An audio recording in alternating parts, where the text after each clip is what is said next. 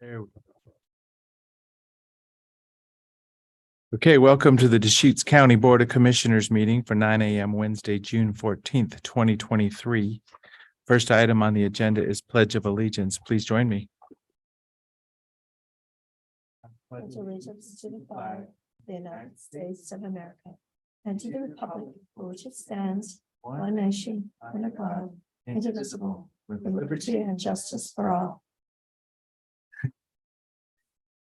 Good shot on the video there. Next item is citizen input for items not on the agenda. I do have a request to speak from Carol Shoemaker.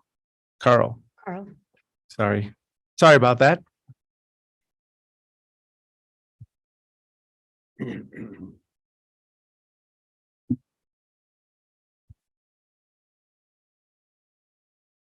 One of the planks on the platform of the Deschutes Republicans is life affirming versus the Democratic Party life destroying, meaning abortion, of course.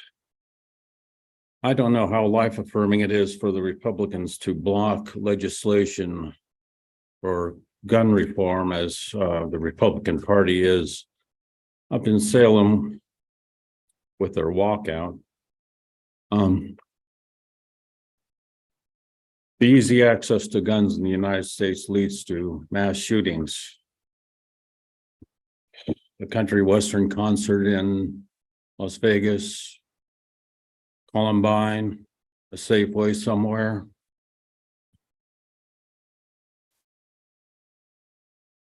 Add to list below.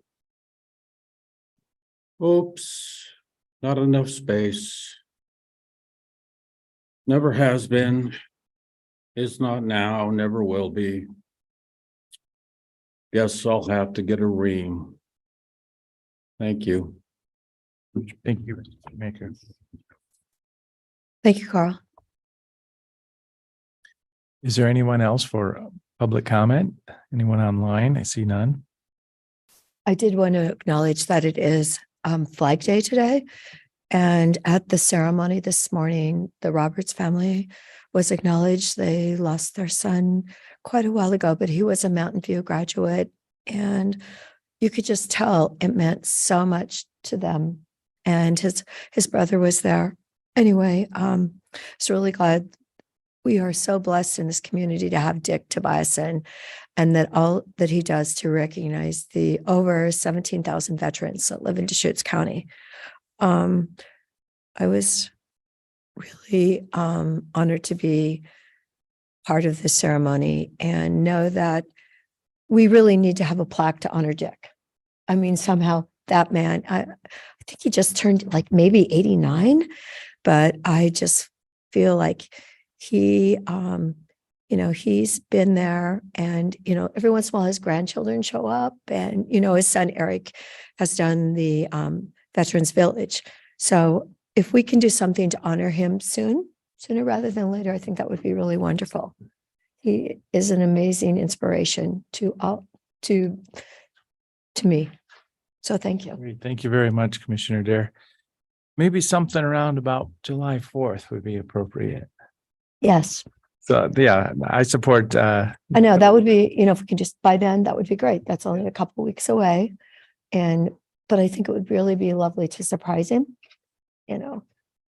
Great. He's always so incredibly organized. And yeah, Flag Day, flags are out between 7 a.m. and 5 o'clock today. Thank you for those comments. At this time, consent agenda, So move. and I will second it. Any other discussion? Seeing none, Commissioner Dare, Yes. and I will vote yes. At this time, action items, item number 4, public hearing on the Deschutes County fiscal year 23-24 budget. So this is a public hearing on the matter.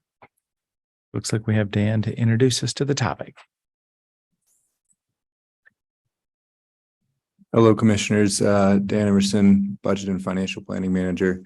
May 22nd through 25th, we had budget week. We made a improved budget motion for $619 million, $98,853 totally.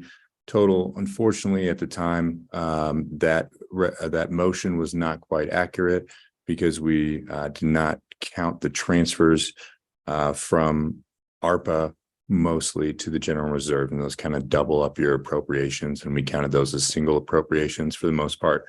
And so in taking that into account, as we went through the budget the next day and realized there was an adjustment of an increase of appropriations of $6 million or $6,041,975 for a total revised budget motion of $625,140,828. And basically, because that has more than a 10% impact, we have to do a supplemental budget, another public hearing, just to let the board and the public know that it is going to be more than that original motion was. And then we would come back on the 21st to approve the correct motion of $625 million. So that's Great. where we're at. And in the staff agenda, we've listed each transfer and each approval that was not did not find its way into the motion. So as I say, this is a public hearing on the matter, so we'll have open the public hearing and acknowledge that, we're talking about a $6 million change from what we discussed at our budget meeting. And the memo provides each of the items in detail. Is there anybody to comment on this matter? Besides me, I left you a message yesterday. Oh, I don't think I got it. I apologize, Commissioner Dare. Okay, well, you know me. I left. I was like, No. okay. Yes. So how did we get another 1,194,000 for increased property taxes? That seems like a significant number. How did that number come about?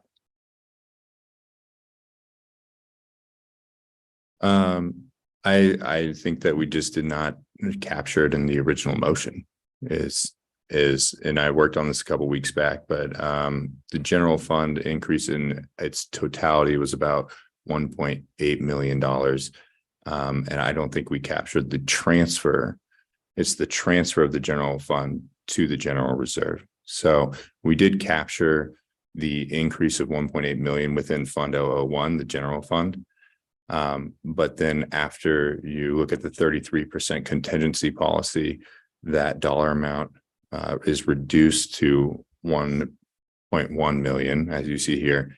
And then we didn't capture the transfer. That additional general fund is transferred into 060. And because it's transferred into 060, the general reserve, it doubles the appropriation because then it's shown as a revenue in 060. And you have to put it into the reserve as an appropriation. And that's the piece that we missed. So we did capture the actual increase in property taxes in the general. Almost 8 million. And then after contingency, it's reduced. That's the amount that can be transferred out. And that's the portion that we missed as a double. So moving it to the general reserve is what we're responding to. Yeah, almost all of these were because when we recognized the additional transfer in our budgetary motion, we did not recognize that as really duplicating the appropriation, as doubling the appropriation. And that's on us. And as we were going through the budget that quickly with all those decisions, we missed it and we won't do it again in the future. So Don't say that. Oh, we're catching it at a good time. I Yeah. mean, if it was I 6 just- months from now or Oh, next year, that would be bad. you know, it's never nice. It's never good the next day to be going over it and Oh, yes. Yeah. But it's good. We have a public hearing and there's citizen comment and all that. I am a citizen, right? Mhm. You are indeed. Okay, so the ARPA, the 5 million from the ARPA fund, is there any, that was just another number that was sitting out there that didn't get transferred then? You're saying? So with the ARPA, that was in materials and services, right? As potential grants and contributions for the future. That's the LATCF funds that we talked about, as well as some of the return funds. So that was in an M&S. Okay, so Yeah, that's the 4.6 million plus this? plus the return was 5,022,145. And that was recognized. And again, when we transferred those funds back out to 060, then that was in revenue coming in and appropriations coming out. So it did double the appropriation. So we didn't capture that transfer per se. Okay. But this is consistent and this is accurate with all the budgetary decisions that were made during budget week. Okay. And we're almost done with the fiscal year. We're almost done with the fiscal year. We'll be coming next week with end of year adjustments for fiscal year 23. The final financial reports for fiscal year 23 and the budget for approval for adoption next week as well. Thank you. So this is a public hearing on the matter. Once again, is there any comment? Is there anybody online? So seeing none, we'll close the public hearing on this matter. And there's no action at this time, but this has been the opportunity to review and understand the appropriations. Thank you very much. Thank you. Item number 5, public hearing on the Deschutes County fee schedule and consideration of board adoption. So this is the fee schedule for the whole organization here. Thank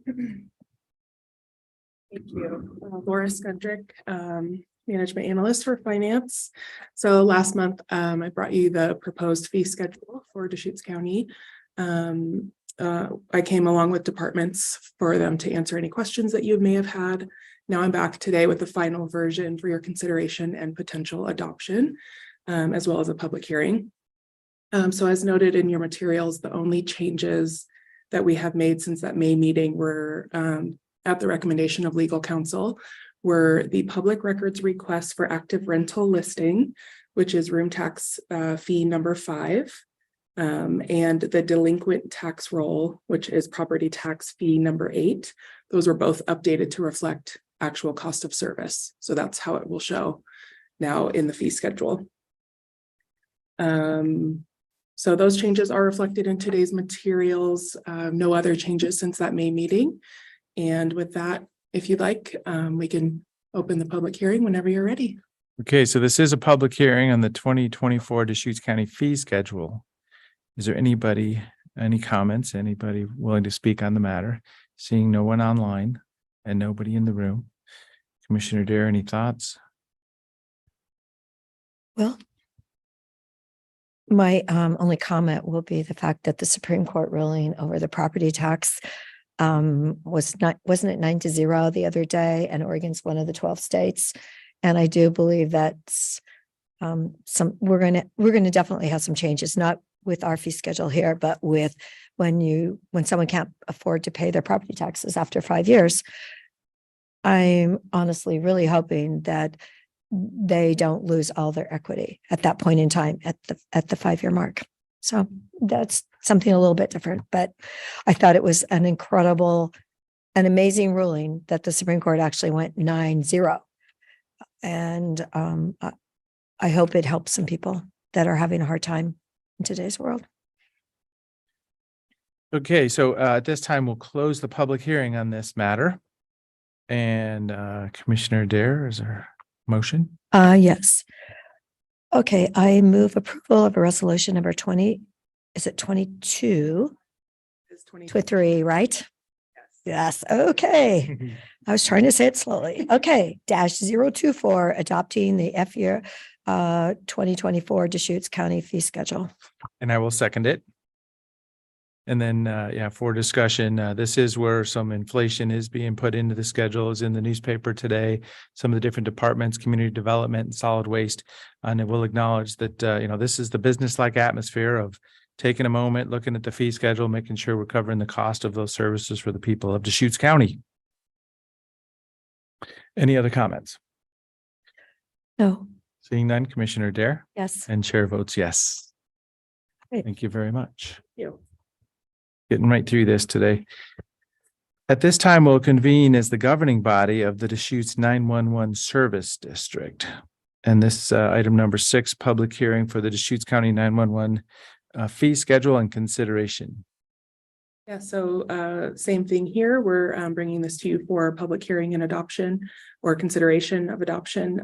But with this 911 service district fee schedule, there were no changes since last year. Okay, so this is a public hearing on the matter. Is there anybody requesting to speak on this? Is there anyone online? Seeing none, we will close the public hearing. And at this time, resolution will be 2023. Okay, I can do that. Is there a motion? Okay, ready for my motion? Yes, I'm making a motion to approve resolution number 2023-025, adopting the fiscal year 2024 Deschutes County 911 Service District fee schedule. And I will second it. And then also acknowledging that, 911, we've, really looked at the structure, the funding, the service level. And, it just seems to be an area that is just rolling along this year with all the other choices and changes we've had to make with inflation, cost of service. It's nice to see 911 in a really good financial position at this point in time. Should that comment, no impact, no changes were made, should it be 24? Down in the column, in the budget impacts line too? Should that say 2024? On the memo, Yeah, FY. on the front page. So budget impacts, no changes were made. It refers back to last year. It's okay. Changes were made to. Oh, yeah. Okay. There you go. So can we say that for sure? Yes. Okay. Yeah, that's where we're at. Okay. So any other discussion? Seeing none, Commissioner Dare? Yes. And chair votes yes. At this time, we'll convene as the governing body of the County Extension and 4-H Service District. Item number 7, public hearing on the Deschutes County Extension and 4-H fee schedule. Thank you. Yes. So again, for this one, public hearing and consideration of adoption for the county extension and 4-H service district fee schedule, and no changes were made since last year. We'll acknowledge resolution number date is 2023. Thank you. Okay, so this is a public hearing on the matter. Is there anybody wishing to speak on this? Is there anyone online? Are they at the top of their levy? Do you know? So, Extension. Yeah. Yeah. I believe they are. Are they? Okay. We'd have to check to confirm, but off the top of my head, I believe they are. All Yeah, right. that's always been just a simple, I know, I just listened to them and they were having such a hard time with employees and things. I was just hoping maybe we could, that maybe they'll be getting some more help from the state. I don't know. yeah, that's a couple pennies countywide and it's just Mhm. standard. It's been at that rate since it was passed by the people. So this has been a public hearing on the matter. Seeing no one to speak, I'll close the public hearing. Is there a motion? Yes, I move approval of resolution number 2023-026, adopting the fiscal year 2024 Deschutes County Extension and 4-H Service District fee schedule. And I will second it. So just acknowledge there's no changes from last year. Any other discussion? No? Seeing none, Commissioner Dare? Yes. And chair votes yes. At this time, we will convene as the governing body of the Sun River Service District. Item number 8, public hearing on the FY24 Service District fee schedule.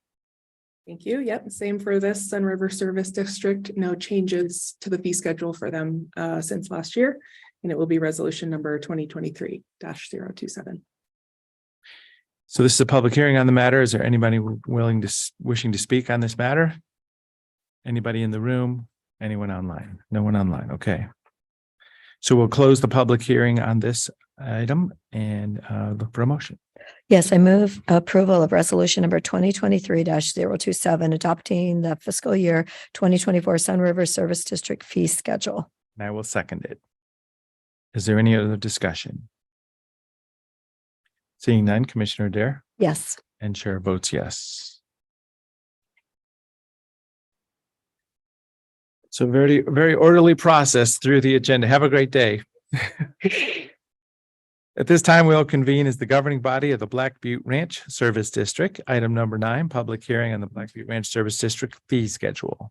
Thank you. Yes, this will be our last one for today. Black Butte Ranch Service District fee schedule, no changes since last year. And it will be resolution number 2023-028. This is a public hearing on the matter. Is there anyone willing to speak on this? Is there anyone online? Seeing none, we'll close the public hearing and look for a motion. Yes, I move approval of resolution number 2023-028, adopting the fiscal year 2024 Black Butte Ranch Service District fee schedule. And I will second it. It's really beautiful. Yeah, we got to go see that. I haven't seen the finished product yet. Well, thank you for that. And seeing no other discussion, calling for the vote, Commissioner Adair, Yes. and Chair votes yes. Thank you very much. Getting through some business. Morning. I was just Robert. going to confirm the 4-H extension is 0.0224 at, they're living the full rate. Okay, that's it. Okay, thank you. Thank you, Robert. At this time, we'll reconvene as the governing body of Deschutes County. Item number 10, SunWest Builders change order for the North County campus. You may have Lee online, or maybe we're getting racing through this. 9:20. Yep, we're way ahead. I messaged it to Peter. We are ready for Yeah. number 11 if we want to move to number. And that's fine. Let's do that. So yeah, we were able to work right through our public hearings real fast this morning, so we are way ahead of schedule. Very business-like fashion here at the Board of Commissioners. So we're going to go to item number 11. This is the Community Development Department fiscal 24 work plan. Yes, thank you, Mr. Chairman and Commissioner Adair. For the record, Peter Gutowski, Community Development Director. This is the culmination of CDD's efforts to identify noteworthy projects throughout the department within our 4 divisions. A lot of emphasis is on long-range planning just because there's a lot of latitude there in terms of important projects that ultimately the Board of County Commissioners identifies for staff to undertake in the next fiscal year. The process has been robust, as it always has been, with hearings before both the Planning Commission and the Board of County Commissioners. We also engaged the Historic Landmarks Commission to get their feedback. So the board held a hearing on May 31st, kept the written record open for a week. We didn't receive any feedback. I think in large part, as we've talked about over the course of this process, we have a number of projects that are span into a second year. One of those being rural accessory dwelling units, our comprehensive plan update. So in a position for your consideration for approval, certainly staff, I anticipate that Will Groves, the planning manager, will engage the board likely at the probably into the second quarter as staff capacity emerges as we get through some prominent projects. The transportation system plan update, the Tumalo community plan, rural accessory dwelling units. We'll be looking for direction on how to take advantage of that capacity to address other projects identified in this work plan. So anyway, with that, I'm available to answer any questions, but certainly value the board's input, direction, and ultimately approval of this plan has been done over the last several, it's been in place. This process has been in place for, I dare say, decades. So it's an excellent Mhm. document for us to rely upon. Thank you. So a couple thoughts, this is for some of our new planning commissioners as well as the community as a whole. Table 1, 2, 3 sure list off some exciting and, big scope of projects and efforts that we're doing in the world of land use. Deschutes County is always on kind of the bleeding edge in some areas around the state of Oregon for the development capacity, the pressure, the population growth, just everything that we do here, everything we touch. So it's such a great opportunity to take a moment, publish an annual report and work plan, list the items that we see on the horizon. And as to say, we know throughout the year, things change. Legislative session hasn't even finished, so there may be changes coming in a week or two or a month. Oh, yeah, the drought package bill did get through yesterday. Have you seen that yet, Peter? Not Yes, and we actually, they allocated 2.6 million, I believe, for the Juniper. And I had asked Doug how that was going to come back, because originally Deschutes County was only getting $500,000. So I'm not sure how much funding we will be getting from that. And then I also asked him about the well funding, because asked for like 1.5 million for wells that were having problems. And I haven't heard back from Doug yet this morning on that number, but that drought package did go through. They did put it together. So I was happy about that. Great. Well, short-term rentals has been mentioned and housing strategies, master planning, the large land opportunities in the city of La Pine, a couple of items I highlighted. So I don't have any proposed changes today, but it's just wonderful to be able to take a moment, put all this stuff on paper and really give some guidance to the staff and the planning commission. And Mr. Russell isn't retiring, is he? Commissioner Dare, he is retiring. We will, effective at the end of this fiscal year, we will be retaining him for, as a, what would you call it, as a transitionary employee, or we can bring him back upon Yes. retirement for a few months. He's going to help guide the Tumalo Community and Transportation System Plan through the adoption process. And I anticipate once those projects are upon completion, he'll be closer to retirement than ever before, and we will transition away from that career that he has had and the incredible institutional knowledge that he possesses.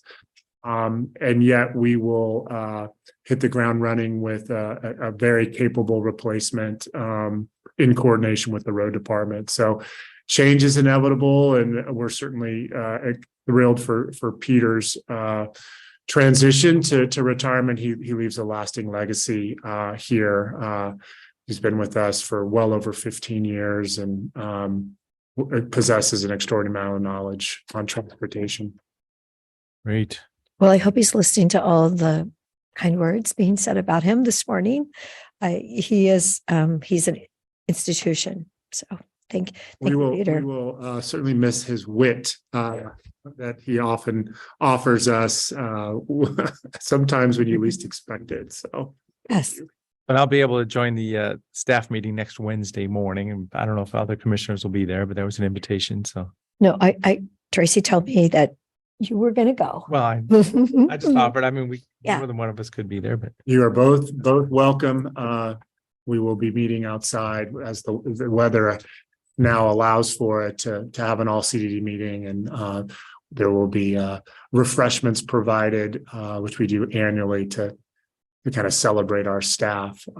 So yes, please, invitations to the two of you, Commissioner Chang, if he's here, and certainly to Nick and others. If you're interested, well, I think we're just going to be literally across the street.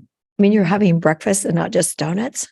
I think we're actually managers kicked in on this. I don't want people to think that somehow that the organization is subsidizing breakfast burritos with our team. So it's something that we've been doing over the last couple of years to get staff together. As all of you know, our inspectors, work out of work from their homes as a point of efficiency as they undertake inspections throughout the county. So it's just an opportunity to bring everybody together. We are going to utilize, we do utilize drones for certain building inspections. We will utilize a drone to take an aerial photograph of our team. There's a photograph in the work plan, I believe. On page 4.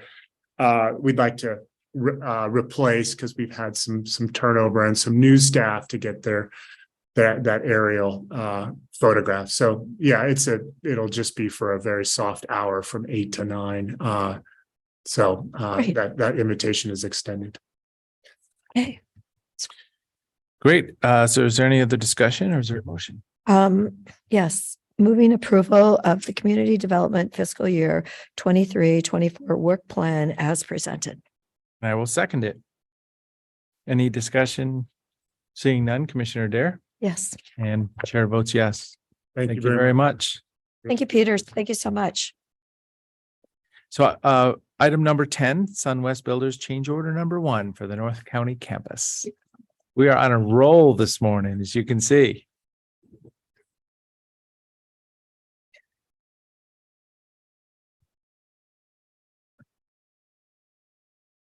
Good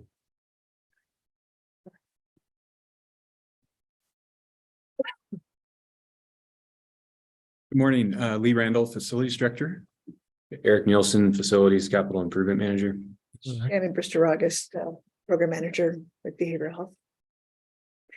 So we have for you this morning a change order to SunWest Builders for 244 Kingwood on the North County campus. And this is to complete a remodel of a former leased space that was vacated after the project had begun. This space has been allocated to the DROP program and specifically intensive youth services. And the remodel will help serve that program's work in Redmond. Just by way of update, project is going very well. We're moving furniture in this week and expect for the rest of the building to be complete in the next week or so.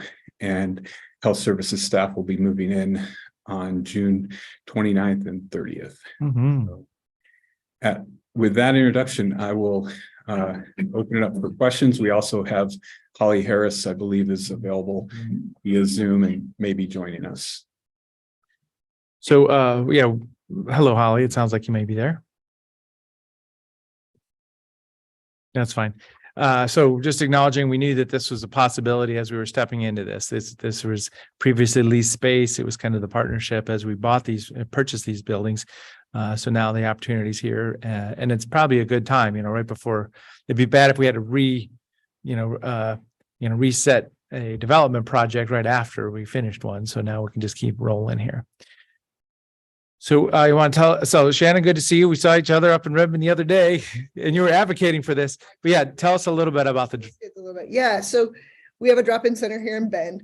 This is an expansion of our services into North County. We've made a very large investment to expand services to children and families. And this is kind of the icing on the cake, intensive use services, not just in Bend, but in Redmond, and offer a safe place to be through a drop-in center. It's specifically for young adults ages 14 through 27, which encapsulates the intensive use services program, young adult age. So access to peer support, case management, connection to services, pro-social activities, being able to do laundry. And we saw in our first year when we opened up Bend about 500 visits, and then our max right before COVID about 1,200 visits a year. So we anticipate the same in Redmond by opening this space. So we're pretty excited about it. You guys recently approved in our budget system of care expansion staff, adding staff, and these staff will in essence cover this area so that we can finalize this expansion. Is it a 24/7 drop-in? It is not. No, it's Monday through Friday.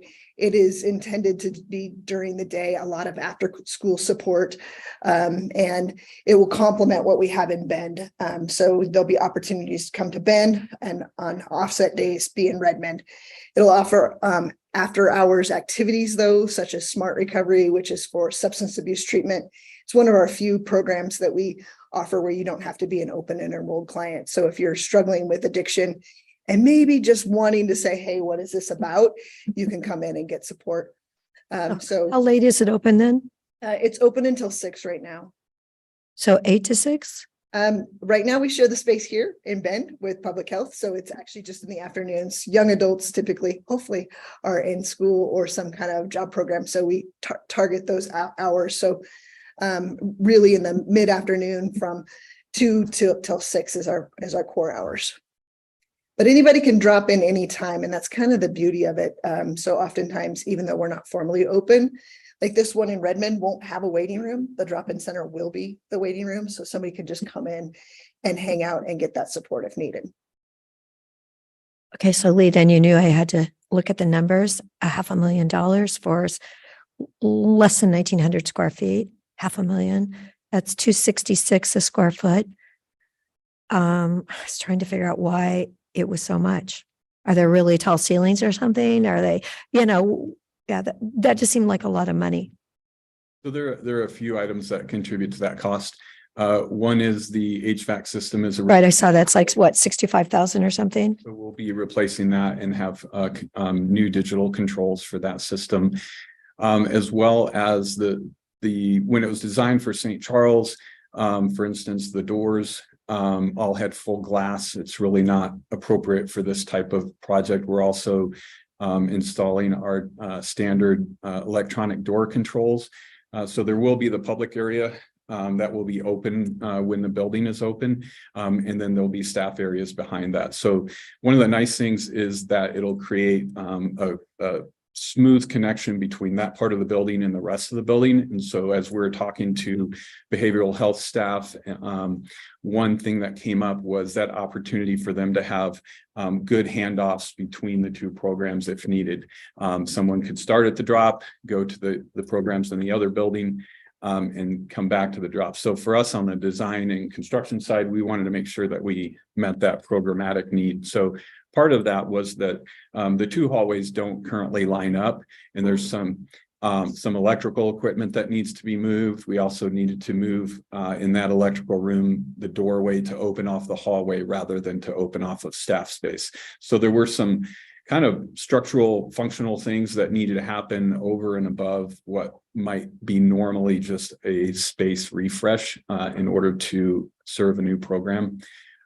Some additional items, the restrooms are being somewhat reconfigured in a building that's 20 years old. There have been several new iterations of the accessibility code since then. And so even though it's a modern building, there's some changes that needed to be made. So when we take all of those things as a whole, it's a slightly higher per square foot cost than what we might see with the rest of the building. But there's that economy of scale when you're looking at the entire building.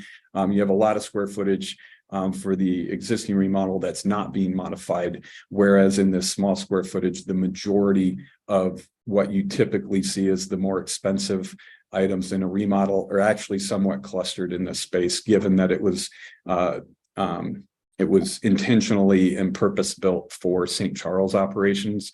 It's a somewhat significant change to our operations. So that is sort of the underlying causes for some of those costs being slightly higher than what we see spread over the entire 12,000 square foot footprint of the building. Do the treatment rooms have windows outside in them? They do. In fact, as part of this remodel, we added one additional window. That building needed some windows, yes. So across all of the entire building, all of the treatment windows along the outside have outside windows, with the exception of one because there's some electrical gear on the outside of the building that we couldn't relocate. And then as well, we identified interior treatment rooms and we added solar tubes so that there's natural light in those interior rooms.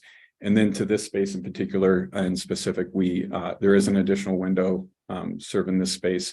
And the nice thing about this space is, if you can picture that footprint, it's sort of the foot of the L, or the lower part of an L-shaped building. And so there's actually, the front area has good light transfer for the drop area where clients will be coming in, and then it's a fairly narrow footprint. So we also have good light transfer from the back as well. So it's one of the advantages of this space. Can you explain what is low voltage? That was $45,000. I was just wondering. You didn't touch on that. Yep, part of that, and Eric can step in here and correct me if I'm wrong, but part of that captures access control, digital control for HVAC, and then also any needed upgrades for computer and phone. And so that's why when you see that $45,000, it's more than what you typically see just to add connections for computers and phones. It also captures the low voltage component of HVAC and door controls. The other portion of that is sound masking. So they've installed a sound masking system in the rest of the building. And then we've included that system in the drop space too. Sound masking is a low voltage kind of white noise system to help privacy between conversations. Between the rooms? Yeah. Okay. I mean, I think that is so important. Yeah, it's something that we've added at the stabilization center, and Holly and Janet can both speak to that with really good results. The key though is that you want to blanket the entire building. So once you're in it, you become accustomed to it, and it just sounds like a little bit more of ambient HVAC noise, but it's tuned to the frequencies of the human voice. And so it helps to mask and provide better auditory privacy across the building. But it's important that you blanket the entire building. Otherwise, if you walk in and out of it, it can be annoying because your brain doesn't have the chance to catch up. Thank you for all those Yeah. details. Learned a lot on that one just now. Well, I look at the big picture, this is a big step for the health department, services of Deschutes County, both of these buildings together, big project. We're able to pay for it as we go. So, I mean, it's really exciting to be able to add this capacity. We know we have other big capital on the horizon, but getting this project done is going to be real important. Yeah. Any other thoughts? Holly, you want to share anything? And I mean, no, we're just really excited. This is a wonderful opportunity for the citizens of Redmond and the people that we serve. So it's going to be great. And hopefully if we get some other of our grants that we've applied for, we'll be able to do even more on that campus. So more to come on that. But for now, the drop is a huge, huge advantage for the youth, especially in Redmond. Great. Okay, So you're waiting for a motion? sure. Motion. Move approval of chair signature to document number 2023-592, change order number 1 to Deschutes County contract number 2022-197 with Sunwest Builders for additional scope of remodel work for 244 Kingwood, Redmond. I will second it. Thanks for following those numbers, Commissioner Dare. We learned a lot by kind of evaluating the parts and pieces of that. Any other discussion? Seeing none, Commissioner Dare Yes. and Chair votes yes. Thank you very much.